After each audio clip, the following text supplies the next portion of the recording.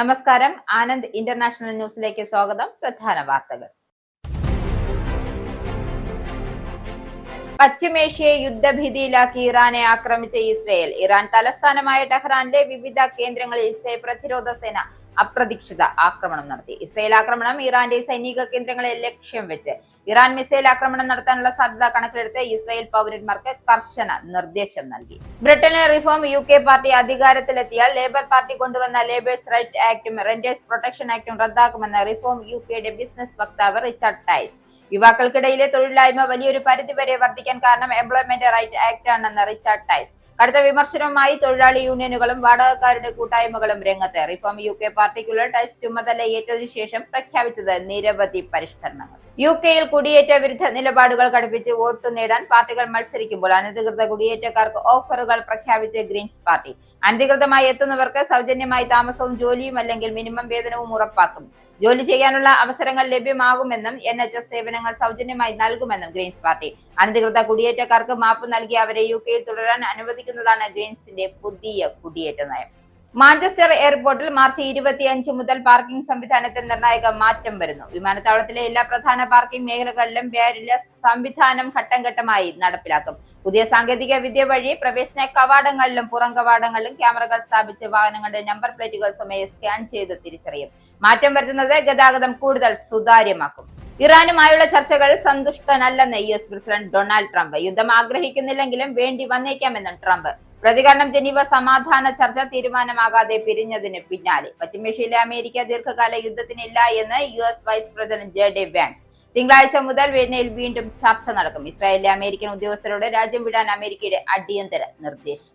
മഹാരാഷ്ട്ര ഉപമുഖ്യമന്ത്രി അജിത് പവാർ കൊല്ലപ്പെട്ട വിമാന ദുരന്തത്തിൽ സമയപരിധി അവസാനിച്ചിട്ടും പ്രാഥമിക റിപ്പോർട്ട് സമർപ്പിക്കാതെ aircraft accident investigation bureau. International civil aviation organisation നൽകിയ 30 ദിവസത്തെ സമയപരിധി അവസാനിച്ചത് ഈ മാസം 26-ന്. പരിശോധന നടത്തുന്നത് അട്ടിമറി ശ്രമമോ ക്രിമിനൽ അശ്രദ്ധയോ ഉണ്ടായിട്ടുണ്ടോ എന്നറിയാൻ വിഷയത്തിൽ പ്രതികരിക്കാതെ AAIBയും വ്യോമയാന മന്ത്രാലയം. NSS SNDP ഐക്യ നീക്കത്തിന് പിന്നിൽ ചതിയുണ്ടായിരുന്നു എന്ന് മന്ത്രി KB Ganesh Kumar. SNDP general secretary Vellappally Natesan കൂടി അറിഞ്ഞുകൊണ്ടുള്ള ചതിയായിരുന്നു എന്നും NSS അപകടം മനസ്സിലാക്കിയാണ് പിന്മാറിയതെന്നും ഗതാഗത മന്ത്രി. ഐക്യനീക്കത്തിൽ നിന്നുമുള്ള പിന്മാറ്റം സുകുമാരൻ നായർ എടുത്ത തീരുമാനമാണ് എന്നും ലക്ഷ്യം NSSന്റെ വർഗീയ കക്ഷികളുടെ തൊഴുത്തിൽ കെട്ടാനുള്ള പരിപാടിയായിരുന്നുവെന്നും ഗതാഗത മന്ത്രി KB ഗണേഷ് കുമാർ.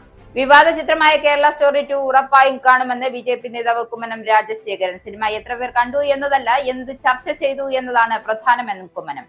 സിനിമയിൽ പ്രതിപാദിക്കുന്ന സംഭവം കേരളത്തിൽ നടക്കുന്നുണ്ട് എന്നും അതിൽ ന്യൂനപക്ഷങ്ങൾക്ക് പോലും ആശങ്കയുണ്ടെന്നും കുമ്മനം രാജശേഖരൻ. വാർത്തകൾ വിശദമായി.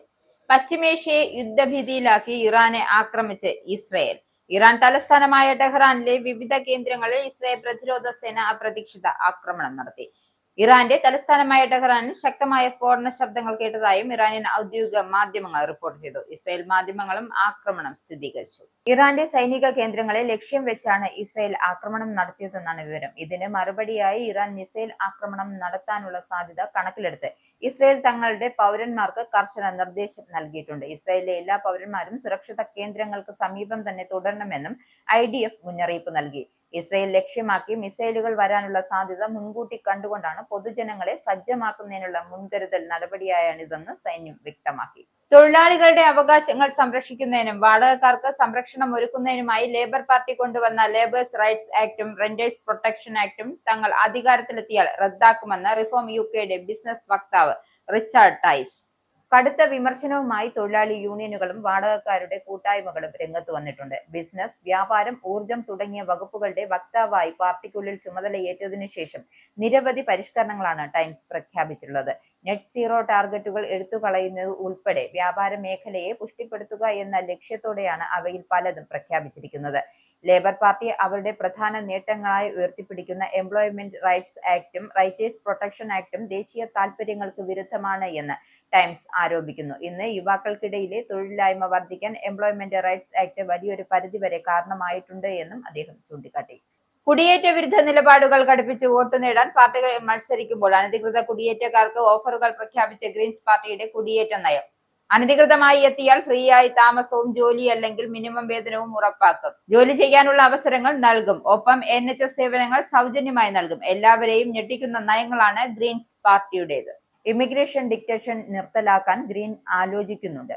അനധികൃത കുടിയേറ്റക്കാർക്ക് മാപ്പ് നൽകി അവർക്ക് UK-യിൽ തുടരാൻ അനുവദിക്കുന്ന നയങ്ങളാണ് ഗ്രീൻസിന്റേത്. കഞ്ചാവും ഹെറോയിനും ഉൾപ്പെടെ വിനോദ ആവശ്യങ്ങൾക്ക് നിയമപരമാക്കാൻ പാർട്ടി ആലോചിക്കുന്നുണ്ട്. ഏതായാലും അതിരുകളില്ലാതെ വലിയ വിശാലമായ സ്വപ്നം കാണുന്ന ഗ്രീൻസിന്റെ പ്രഖ്യാപനം മറ്റു പാർട്ടികളെ കടുത്ത വിമർശനത്തോടെയാണ് കാണുന്നത്. കുടിയേറ്റത്തിലെ വിട്ടുവീഴ്ച രാജ്യത്തിന്റെ സുരക്ഷിതത്വത്തിനും സാമ്പത്തിക അടിത്തറയ്ക്കും തിരിച്ചടിയാകും. രാജ്യത്തെ അപകടത്തിലേക്ക് തള്ളിവിടാമെന്ന് വിമർശകർ ഓർമ്മിപ്പിക്കുന്നുണ്ട്. രാജ്യത്തിന് തിരിച്ചടിയാകുമെന്ന പേരിൽ കുടിയേറ്റത്തിനെതിരെ ശക്തമായ നിലപാടാണ് റിഫോം UK എടുക്കുന്നത്. ടോറികളും അങ്ങനെ തന്നെ. ലേബറും ആ വഴിക്കാണ് നീങ്ങുന്നത്. അപ്പോഴാണ് ഗ്രീൻസ് പാർട്ടി വ്യത്യസ്ത നിലപാട് കൊണ്ട് ഞെട്ടിക്കുന്നത്. UK-യിൽ അങ്ങോളം ഇങ്ങോളം സ്ഥാപിച്ചിട്ടുള്ള ഫേസ് റെക്കഗ്നേഷൻ ക്യാമറകൾ പലപ്പോഴും തെറ്റായ വിവരങ്ങൾ നൽകുന്നത് പതിവാകുന്നു. ഏറ്റവും ഒടുവിൽ ദക്ഷിണേന്ത്യൻ വംശജനായ ഒരാളെന്ന് തെറ്റിദ്ധരിച്ച് ഒരു യുവാവിനെ അയാൾ ജീവിതത്തിൽ ഇന്നുവരെ സന്ദർശിക്കാത്ത ഒരു നഗരത്തിൽ നടന്ന മോഷണത്തിന് പോലീസ് അറസ്റ്റ് ചെയ്തു. ഇന്ത്യൻ വംശജനായ സോഫ്റ്റ്വെയർ എഞ്ചിനീയർ ആൽവി ചൗധരിക്കാണ് ഈ ദുര്യോഗം ഉണ്ടായത്. മാതാപിതാക്കൾക്കൊപ്പം താമസിക്കുന്ന സൗത്താംപ്ടണിലെ വീട്ടിലിരുന്നാണ് ഇയാൾ ജോലി ചെയ്യുന്നത്. ജനുവരിയിൽ ഇയാളുടെ വീട്ടിലെത്തിയ പോലീസ് കൈവിലങ്ങ് അണിയിച്ചായിരുന്നു ഇയാളെ അറസ്റ്റ് ചെയ്തു കൊണ്ടുപോയത്. പിന്നീട് 10 മണിക്കൂർ ശേഷമാണ് ഇയാളെ മോചിപ്പിച്ചത്. 100 മൈൽ അകലെയുള്ള മിൽട്ടൺ കീനൻസിൽ നടന്ന 30,000 പൗണ്ടിന്റെ മോഷണവുമായി ബന്ധപ്പെട്ട് നടക്കുന്ന അന്വേഷണത്തിലാണ് facial recognition software Thames Valley പോലീസിനെ ചതിച്ചത്. എന്നാൽ ഇതുമായി ബന്ധപ്പെട്ട് CCTV ദൃശ്യങ്ങൾ കാണുന്ന ആൾക്ക് ചുരുണ്ട മുടിയുണ്ടത് എന്ന് ഒഴിച്ചാൽ ചൗധരിയുമായി ഒരു സാദൃശ്യവും ഇല്ല എന്നാണ് മാധ്യമങ്ങൾ റിപ്പോർട്ട് ചെയ്യുന്നത്. തന്നേക്കാൾ 10 വയസ്സോളം പ്രായക്കുറവ് തോന്നിപ്പിക്കുന്ന യഥാർത്ഥ പ്രതിക്ക് താനുമായി എന്ത് സാദൃശ്യമാണ് ചൗധരി ചോദിക്കുന്നുണ്ട്. മാഞ്ചസ്റ്റർ എയർപോർട്ടിൽ പാർക്കിംഗ് സംവിധാനത്തിൽ മാർച്ച് 25 മുതൽ നിർണായക മാറ്റം വരുന്നതായി റിപ്പോർട്ട്.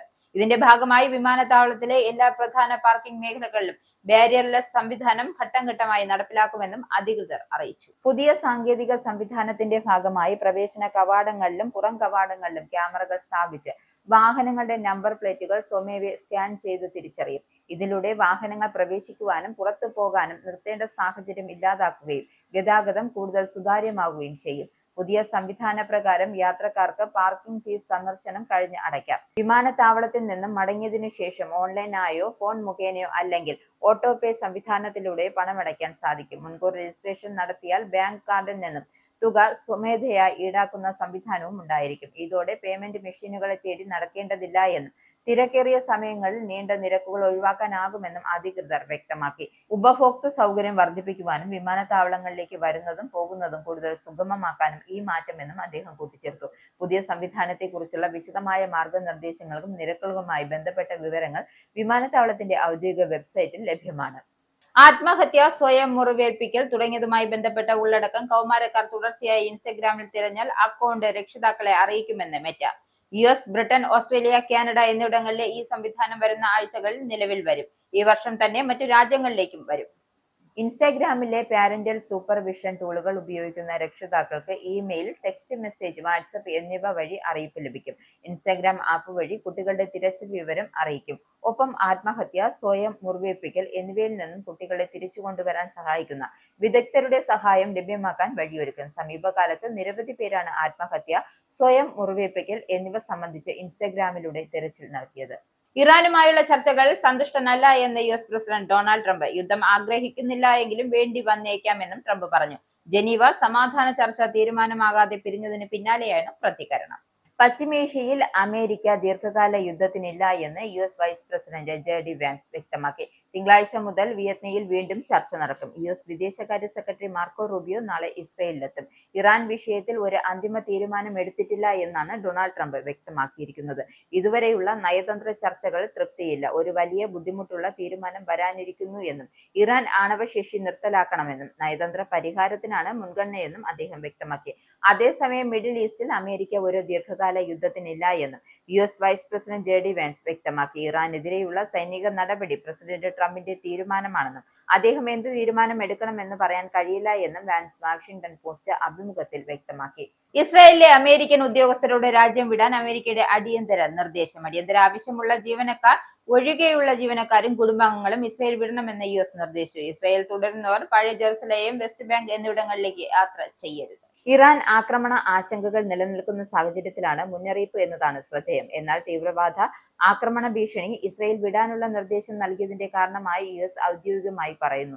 ഇറാനെതിരെ ആക്രമണ നീക്കമായും ഇത് വിലയിരുത്തപ്പെടുന്നുണ്ട്. USS ജെറാൾഡ് ഫോർഡും കൂടി എത്തിയതോടെ ഇറാനെ US ആക്രമിക്കുന്ന സാഹചര്യം ഉണ്ടായേക്കുമെന്നാണ് വിലയിരുത്തൽ. അങ്ങനെയെങ്കിൽ ഇറാന്റെ ആദ്യ തിരിച്ചടി ഇസ്രയേലിലേക്കായിരിക്കും. ഈ പശ്ചാത്തലത്തിലാണ് ഇസ്രയേലിലെ അമേരിക്കൻ ഉദ്യോഗസ്ഥരോട് രാജ്യം വിടാൻ അമേരിക്കയുടെ അടിയന്തര നിർദ്ദേശമെന്നാണ് വിലയിരുത്തലുകൾ. എന്നാൽ അമേരിക്ക ഇക്കാര്യം സ്ഥിരീകരിച്ചിട്ടില്ല. സമാധാന ചർച്ചകൾ തുടരുന്നു എന്നാണ് അമേരിക്കയുടെ പക്ഷം. സംസ്ഥാനത്തെ ചാപ്പാക്കോയിൽ ഹൗസ് ഓവർസൈറ്റ് കമ്മിറ്റിയുടെ എപ്സ്റ്റീൻ അന്വേഷണവുമായി ബന്ധപ്പെട്ട രഹസ്യ മൊഴി നൽകിയതിനു ശേഷം മുൻ വിദേശകാര്യ സെക്രട്ടറിയും മുൻ പ്രഥമ വനിതയുമായ ഹിലരി ക്ലിന്റൺ കടുത്ത വിമർശനവുമായി രംഗത്തെത്തി. കമ്മിറ്റി സമയം ഫലപ്രദമായി വിനിയോഗിച്ചില്ല എന്ന് അവർ ആരോപിച്ചു. ജെഫ്രി എപ്സ്റ്റീനെ അറിയാമോ എന്ന് എത്ര തവണ ചോദിച്ചെന്ന് പോലും ഓർമ്മയില്ല.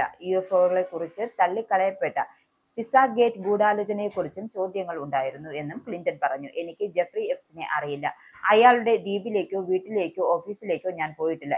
ഇത് പലവട്ടം രേഖപ്പെടുത്തിയിട്ടുള്ളതാണ് എന്നും അവർ കൂട്ടിച്ചേർത്തു. മൊഴി നൽകൽ നടക്കുന്നതിനിടെ മുറിക്കുള്ളിൽ നിന്നുമുള്ള അവരുടെ ചിത്രം ചോർന്നതിനെ തുടർന്ന് നടപടികൾ താൽക്കാലികമായി നിർത്തിവെച്ചു. കമ്മിറ്റിയുടെ നിയമങ്ങൾക്ക് വിരുദ്ധമായി ഈ ചിത്രം conservative social media influencer Benny Johnson പങ്കുവച്ചു. ചിത്രം നൽകിയതെന്ന് ആരോപിക്കപ്പെട്ട കൊളറാഡോ റിപ്പബ്ലിക്കൻ അംഗം ലോറൻ ബൊബത്ത് എന്തുകൊണ്ട് ഈ ചിത്രം പുറത്തു വന്നുകൂടാ എന്നായിരുന്നു മാധ്യമങ്ങളോട് പ്രതികരിച്ചത്.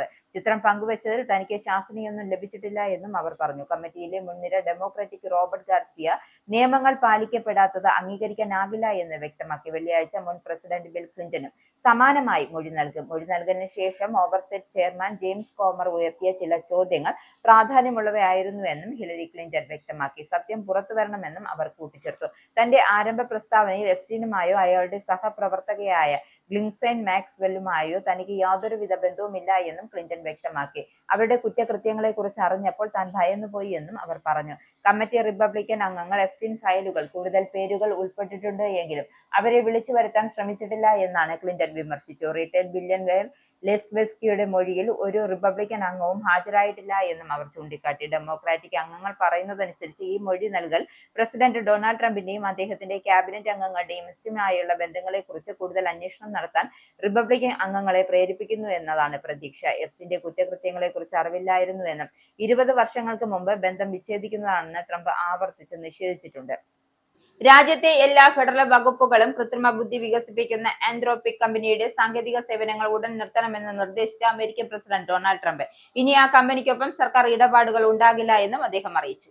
യുദ്ധഭൂമിയിലെ ആഭ്യന്തര സുരക്ഷയിലും കൃത്രിമ ബുദ്ധി ഉപകരണങ്ങളും എങ്ങനെ ഉപയോഗിക്കണമെന്ന വിഷയത്തിൽ ആന്ത്രോപിക്കും ട്രംപ് ഭരണകൂടവും തമ്മിൽ തർക്കം തുടരുന്നതിനിടെയാണ് ഈ നടപടി. പ്രതിരോധ വകുപ്പ് നിശ്ചയിച്ചിരിക്കുന്ന സമയപരിധിക്ക് മുമ്പായി കമ്പനിയുടെ ഉപകരണങ്ങളിൽ നിയന്ത്രണമില്ലാത്ത പ്രവേശനം അനുവദിക്കണമെന്ന ആവശ്യം ഉയർന്നിരുന്നു. എന്നാൽ കൂട്ടനിരീക്ഷണത്തിനും പൂർണ്ണ സ്വയം പ്രേരിത ആയുധങ്ങൾക്കും ഉപകരണങ്ങൾ ഉപയോഗിക്കപ്പെടുമെന്ന ആശങ്കയിൽ അത് അംഗീകരിക്കില്ല എന്ന് ആന്ത്രോപിക് തലവൻ ഡാരിയോ അമൗഡേറ്റ് വ്യക്തമാക്കിയിരുന്നു. 6 മാസത്തിനകം സർക്കാർ മേഖലയിൽ നിന്നുമുള്ള ആന്ത്രോപിക് സേവനങ്ങൾ പൂർണ്ണമായും ഒഴിവാക്കുമെന്നും ട്രംപ് അറിയിച്ചു. സഹകരിക്കാത്ത പക്ഷം പ്രസിഡന്റിന്റെ അധികാരം മുഴുവൻ ഉപയോഗിച്ച് നടപടി സ്വീകരിക്കുമെന്നും അദ്ദേഹം മുന്നറിയിപ്പ് നൽകി.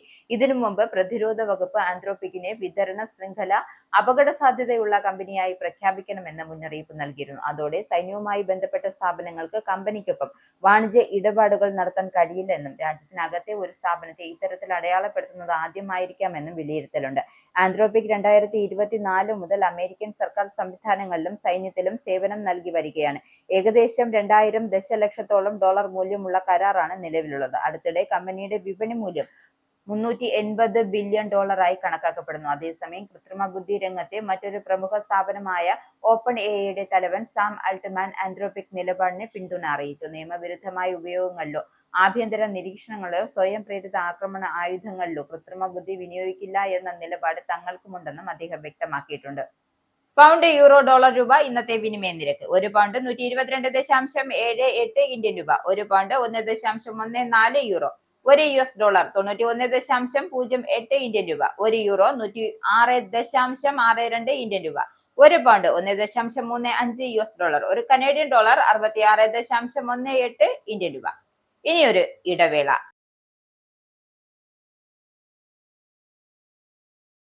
വീണ്ടും വാർത്തകളിലേക്ക്. മഹാരാഷ്ട്ര ഉപമുഖ്യമന്ത്രി അജിത് പവാർ കൊല്ലപ്പെട്ട വിമാന ദുരന്തത്തിന്റെ പ്രാഥമിക റിപ്പോർട്ട് സമർപ്പിക്കാതെ aircraft accident investigation bureau. International civil aviation organisation നിഷ്കർഷിക്കുന്ന സമയപരിധി അവസാനിച്ചു. അന്താരാഷ്ട്ര സിവിൽ ഏവിയേഷൻ ഓർഗനൈസേഷൻ നിർബന്ധപ്രകാരം അപകടം നടന്ന് 30 ദിവസത്തിനുള്ളിൽ പ്രാഥമിക റിപ്പോർട്ട് സമർപ്പിക്കണം. എന്നാൽ AAIB ഈ സമയപരിധി പിന്നിട്ടിട്ടും റിപ്പോർട്ട് നൽകിയില്ല. ഈ മാസം 26-നായിരുന്നു ഇതനുസരിച്ച് റിപ്പോർട്ട് സമർപ്പിക്കാനുള്ള അവസാന തീയതി. വിഷയത്തിൽ AAIB വ്യോമയാന മന്ത്രാലയവും ഇതുവരെയും പ്രതികരിച്ചിട്ടില്ല.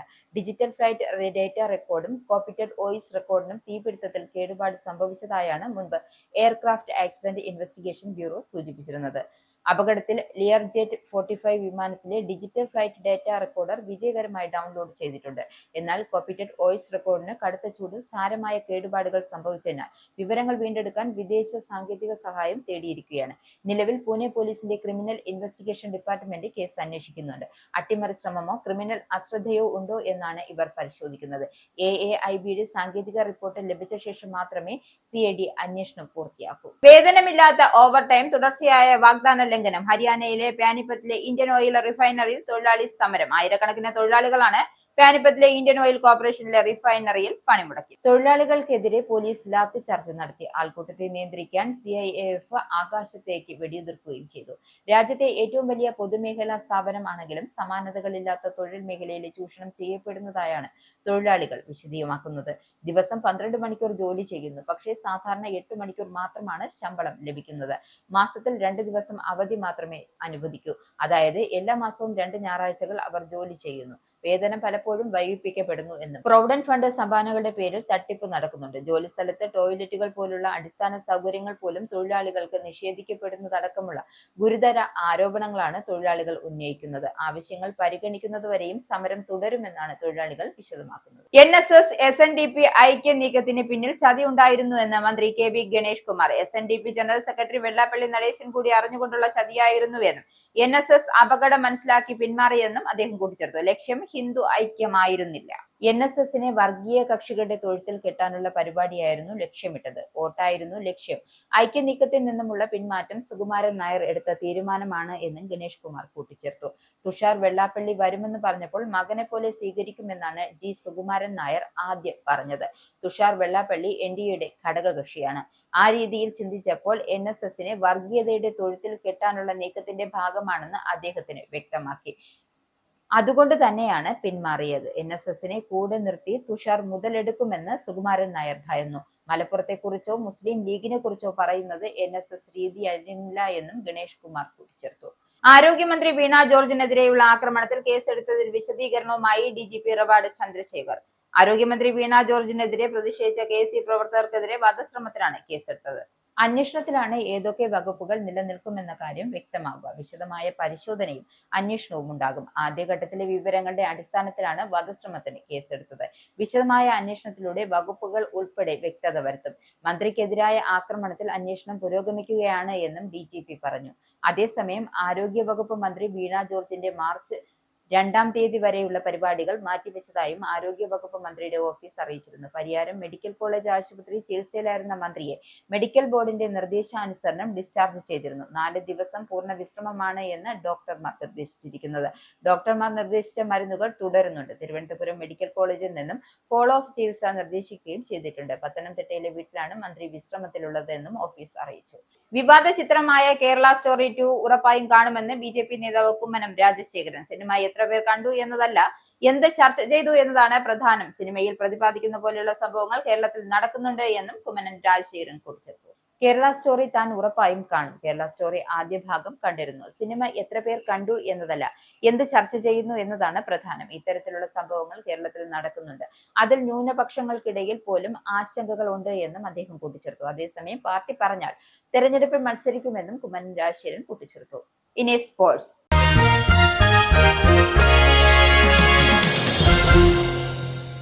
ആരാധകർ ആവേശത്തോടെ കാത്തിരുന്ന ഇന്ത്യൻ പ്രീമിയർ ലീഗിന്റെ 19-ാം സീസൺ മാർച്ച് 28-ന് ആരംഭിക്കും. നേരത്തെ മാർച്ച് 26-ന് തുടങ്ങാനായിരുന്നു BCCI തീരുമാനിച്ചത് എങ്കിലും 2 ദിവസം കൂടി നീട്ടി മാർച്ച് 28-ലേക്ക് മാറ്റാൻ IPL ഗവേണിംഗ് കൗൺസിൽ തീരുമാനമെടുത്തു. മെയ് 31-നായിരിക്കും കലാശ പോരാട്ടം. അസം, പശ്ചിമ ബംഗാൾ, തമിഴ്നാട് എന്നീ സംസ്ഥാനങ്ങളിലെ നിയമസഭാ തെരഞ്ഞെടുപ്പ് തീയതികൾ പ്രഖ്യാപിക്കാത്തതാണ് IPL മത്സരക്രമം വൈകാൻ കാരണം. Kolkata night Riders, Chennai super Kings, Rajasthan Royals എന്നീ ടീമുകൾ ഹോം മത്സരങ്ങൾ ഈ സംസ്ഥാനങ്ങളിലാണ് നടക്കേണ്ടത്. തെരഞ്ഞെടുപ്പ് തീയതികൾ വരുന്ന മുറയ്ക്ക് മറ്റ് 2 ഘട്ടങ്ങളിലായി മത്സരക്രമം പുറത്തിറക്കാനാണ് BCCI ആലോചിക്കുന്നത്. അടുത്തയാഴ്ച ചേരുന്ന ഗവേണിംഗ് കൗൺസിൽ യോഗത്തിൽ ഇതിൽ അന്തിമ തീരുമാനമുണ്ടാകും. നിലവിലെ ചാമ്പ്യന്മാരായ റോയൽ ചലഞ്ചേഴ്സ് ബംഗളൂരു ഉൾപ്പെടെ ഉദ്ഘാടന മത്സരത്തിന്റെ വേദിയെ ചൊല്ലിയാണ് ഇപ്പോൾ പ്രധാന ചർച്ചകൾ നടക്കുന്നത്. കഴിഞ്ഞ ജൂണിൽ ചിന്നസ്വാമി സ്റ്റേഡിയത്തിൽ നടന്ന RCBയുടെ കിരീട വിജയ ആഘോഷത്തിനിടെയുണ്ടായ തിക്കിലും തിരക്കിലും പെട്ട് 11 ആരാധകർ മരിക്കാനിടയായ സംഭവം വലിയ വിവാദമായിരുന്നു. ഈ സാഹചര്യത്തിൽ സുരക്ഷാ മുൻകരുതലിന്റെ ഭാഗമായി RCBയുടെ ഹോം മത്സരങ്ങൾ ബംഗളൂരുവിനെ പുറത്തേക്ക് മാറ്റാൻ സാധ്യതയുണ്ട്. അതിനാൽ നവി മുംബൈ, റായ്പൂർ, പൂനെ നഗരങ്ങളാണ് പരിഗണിക്കുന്നത്. കർണാടക സ്റ്റേറ്റ് ക്രിക്കറ്റ് അസോസിയേഷനുമായി RCBA മാനേജ്മെന്റ് ഇതിനോടകം തന്നെ ചർച്ചകൾ നടത്തിക്കഴിഞ്ഞു. ചിന്നസ്വാമി സ്റ്റേഡിയത്തിൽ തന്നെ മത്സരങ്ങൾ വേണമോ അതോ പകരം വേദികൾ കണ്ടെത്തണമോ എന്ന കാര്യത്തിൽ അടുത്തയാഴ്ച തീരുമാനമുണ്ടാകും. പ്രധാന വാർത്തകൾ ഒരിക്കൽ കൂടി. പശ്ചിമേഷ്യയെ യുദ്ധഭീതിയിലാക്കി ഇറാനെ ആക്രമിച്ച ഇസ്രയേൽ. ഇറാൻ തലസ്ഥാനമായ ടെഹ്റാനിലെ വിവിധ കേന്ദ്രങ്ങളിൽ ഇസ്രയേൽ പ്രതിരോധ സേന അപ്രതീക്ഷിത ആക്രമണം നടത്തി. ഇസ്രയേൽ ആക്രമണം ഇറാന്റെ സൈനിക കേന്ദ്രങ്ങളെ ലക്ഷ്യം വെച്ച്.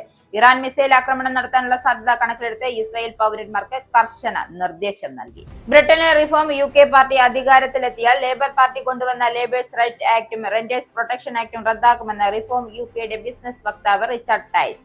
യുവാക്കൾക്കിടയിലെ തൊഴിലില്ലായ്മ വലിയൊരു പരിധിവരെ വർദ്ധിക്കാൻ കാരണം എംപ്ലോയ്മെന്റ് റൈറ്റ് ആക്ട് ആണെന്ന് റിച്ചാർഡ് ടൈസ്. കടുത്ത വിമർശനവുമായി തൊഴിലാളി യൂണിയനുകളും വാടകക്കാരുടെ കൂട്ടായ്മകളും രംഗത്ത്. റിഫോം UK പാർട്ടിക്കുള്ള ടൈസ് ചുമതലയേറ്റതിനു ശേഷം പ്രഖ്യാപിച്ചത് നിരവധി പരിഷ്കരണങ്ങൾ. UKയിൽ കുടിയേറ്റ വിരുദ്ധ നിലപാടുകൾ കടുപ്പിച്ച് വോട്ട് നേടാൻ പാർട്ടികൾ മത്സരിക്കുമ്പോൾ അനധികൃത കുടിയേറ്റക്കാർക്ക് ഓഫറുകൾ പ്രഖ്യാപിച്ച് ഗ്രീൻസ് പാർട്ടി. അനധികൃതമായി എത്തുന്നവർക്ക് സൗജന്യമായി താമസവും ജോലിയും അല്ലെങ്കിൽ മിനിമം വേതനവും ഉറപ്പാക്കും. ജോലി ചെയ്യാനുള്ള അവസരങ്ങൾ ലഭ്യമാകുമെന്നും NHS സേവനങ്ങൾ സൗജന്യമായി നൽകുമെന്നും ഗ്രീൻസ് പാർട്ടി. അനധികൃത കുടിയേറ്റക്കാർക്ക് മാപ്പ് നൽകി അവരെ UKയിൽ തുടരാൻ അനുവദിക്കുന്നതാണ് ഗ്രീൻസിന്റെ പുതിയ കുടിയേറ്റ നയം. മാഞ്ചസ്റ്റർ എയർപോർട്ടിൽ മാർച്ച് 25 മുതൽ പാർക്കിംഗ് സംവിധാനത്തിൽ നിർണായക മാറ്റം വരുന്നു. വിമാനത്താവളത്തിലെ എല്ലാ പ്രധാന പാർക്കിംഗ് മേഖലകളിലും ബാരിയർലെസ് സംവിധാനം ഘട്ടം ഘട്ടമായി നടപ്പിലാക്കും. പുതിയ സാങ്കേതിക വിദ്യ വഴി പ്രവേശന കവാടങ്ങളിലും പുറം കവാടങ്ങളിലും ക്യാമറകൾ സ്ഥാപിച്ച് വാഹനങ്ങളുടെ നമ്പർ പ്ലേറ്റുകൾ സ്വമേധയാ സ്കാൻ ചെയ്ത് തിരിച്ചറിയും. മാറ്റം വരുത്തുന്നത് ഗതാഗതം കൂടുതൽ സുതാര്യമാക്കും. ഇറാനുമായുള്ള ചർച്ചകൾ സന്തുഷ്ടനല്ലെന്ന് US പ്രസിഡന്റ് ഡൊണാൾഡ് ട്രംപ്. യുദ്ധം ആഗ്രഹിക്കുന്നില്ലെങ്കിലും വേണ്ടി വന്നേക്കാമെന്നും ട്രംപ്. പ്രതികരണം: ജനീവ സമാധാന ചർച്ച തീരുമാനമാകാതെ പിരിഞ്ഞതിന് പിന്നാലെ പശ്ചിമേഷ്യയിലെ അമേരിക്ക ദീർഘകാല യുദ്ധത്തിനില്ല എന്ന് US vice president JD Vance. തിങ്കളാഴ്ച മുതൽ വെനയിൽ വീണ്ടും ചർച്ച നടക്കും. ഇസ്രായേലിലെ അമേരിക്കൻ ഉദ്യോഗസ്ഥരോട് രാജ്യം വിടാൻ അമേരിക്കയുടെ അടിയന്തര നിർദ്ദേശം. മഹാരാഷ്ട്ര ഉപമുഖ്യമന്ത്രി അജിത് പവാർ കൊല്ലപ്പെട്ട വിമാന ദുരന്തത്തിൽ സമയപരിധി അവസാനിച്ചിട്ടും പ്രാഥമിക റിപ്പോർട്ട് സമർപ്പിക്കാതെ aircraft accident investigation bureau. International civil aviation organisation നൽകിയ 30 ദിവസത്തെ സമയപരിധി അവസാനിച്ചത് ഈ മാസം 26-ന്. പരിശോധന നടത്തുന്നത് അട്ടിമറി ശ്രമമോ ക്രിമിനൽ അശ്രദ്ധയോ ഉണ്ടായിട്ടുണ്ടോ എന്നറിയാൻ വിഷയത്തിൽ പ്രതികരിക്കാതെ AAIBയും വ്യോമയാന മന്ത്രാലയം. NSS SNDP ഐക്യ നീക്കത്തിന് പിന്നിൽ ചതിയുണ്ടായിരുന്നു എന്ന് മന്ത്രി KB Ganesh Kumar. SNDP general secretary Vellappally Natesan കൂടി അറിഞ്ഞുകൊണ്ടുള്ള ചതിയായിരുന്നു എന്നും NSS അപകടം മനസ്സിലാക്കിയാണ് പിന്മാറിയതെന്നും ഗതാഗത മന്ത്രി. ഐക്യനീക്കത്തിൽ നിന്നുമുള്ള പിന്മാറ്റം സുകുമാരൻ നായർ എടുത്ത തീരുമാനമാണ് എന്നും ലക്ഷ്യം NSSന്റെ വർഗീയ കക്ഷികളുടെ തൊഴുത്തിൽ കെട്ടാനുള്ള പരിപാടിയായിരുന്നുവെന്നും ഗതാഗത മന്ത്രി KB ഗണേഷ് കുമാർ. വിവാദ ചിത്രമായ കേരള സ്റ്റോറി 2 ഉറപ്പായും കാണുമെന്ന് BJP നേതാവ് കുമ്മനം രാജശേഖരൻ. സിനിമ എത്ര പേർ കണ്ടു എന്നതല്ല, എന്ത് ചർച്ച ചെയ്തു എന്നതാണ് പ്രധാനമെന്നും കുമ്മനം. സിനിമയിൽ പ്രതിപാദിക്കുന്ന സംഭവം കേരളത്തിൽ നടക്കുന്നുണ്ട് എന്നും അതിൽ ന്യൂനപക്ഷങ്ങൾക്ക് പോലും ആശങ്കയുണ്ടെന്നും കുമ്മനം രാജശേഖരൻ. ഈ ബുള്ളറ്റിൻ കൂടെ സമാപിക്കുന്നു. നന്ദി, നമസ്കാരം.